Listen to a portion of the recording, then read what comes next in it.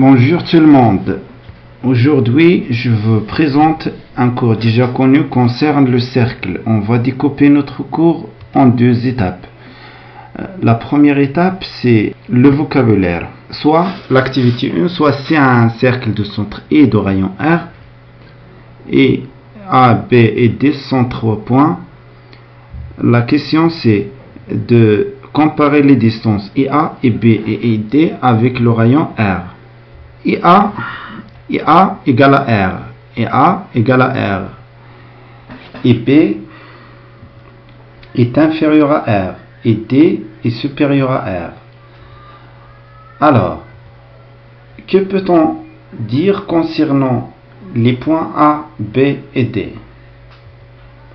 D'après les comparaisons qu'on a fait, on a IA égale à R, alors A appartient à C. On dit que chaque point appartient à C est un point de même distance ou bien équidistant au centre. Le point B est à l'intérieur de C1 car on a la distance est inférieure. On peut dire aussi que B appartient au disque. D est à l'extérieur de C1 car on a une distance supérieure. On pose A un point de cercle C1 de centre I et de rayon 3 cm.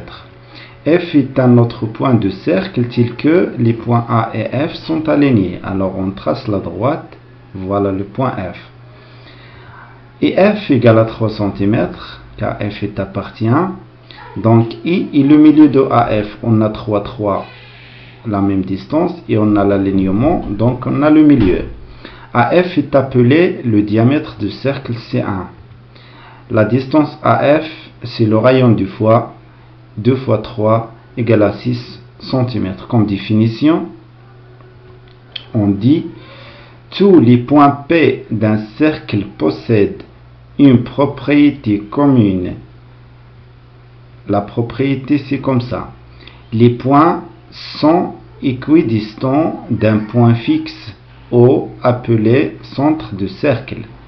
La distance constante est appelée rayon de cercle. On a deux choses qui caractérisent le cercle. C'est le centre et le rayon. On peut aussi noter COR. C'est le cercle de centre O et de rayon R. C'est l'ensemble des points qui se trouvent à la même distance constante R à deux points fixes O. Vocabulaire, on a E et B de points appartient. Le segment qui relie les deux points s'appelle la corde. On a AB de points aussi. Le segment qui relie les deux passe par le centre, alors ce segment présente le diamètre. Le segment qui relie le centre et chaque point appartient à C et le rayon. Déduction. Un point appartient à C si seulement si la distance entre ce point et le centre égale au rayon.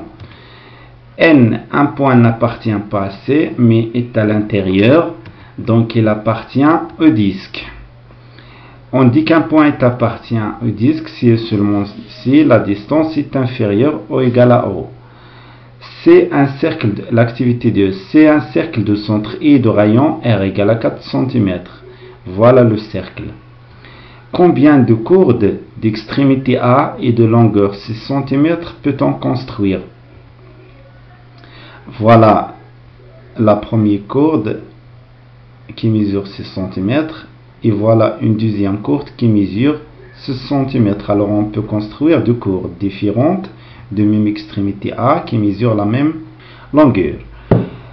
Voilà la même question. Combien de courdes d'extrémité A aussi qui est de longueur 7 fois 8 cm peut-on construire? Voilà, on sait que le rayon c'est 4 cm.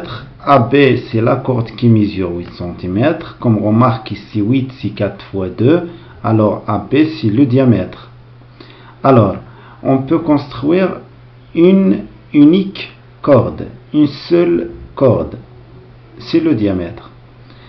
La même question, combien de cordes d'extrémité A et de longueur 10 cm peut-on construire? Puisque 10 cm est supérieur à 8 c'est le diamètre, alors on ne peut pas construire aucune corde car la deuxième extrémité sera hors le cercle. La deuxième partie de notre cours, c'est la droite tangente d'un cercle. Activité 3. Soit le cercle C et A un point de cercle, trace une droite qui coupe le cercle en A. Voilà, j'ai tracé la droite, j'efface, je change la position, j'efface, je change la position, j'efface. Alors, combien de droites peut-on tracer, ou bien peut-on construire? Une infinité de droites. Cette fois, faites attention, trace une droite qui coupe le cercle en A seulement, en un seul point. Alors, combien de droites on peut tracer? On peut construire une seule droite. Voilà. On peut aussi tracer une autre seule droite qui touche le cercle en B. Au lieu de dire couper, on dit toucher, car on n'a pas de point. Si la droite coupe le cercle en deux points, on dit coupe. Un seul point, on dit touche.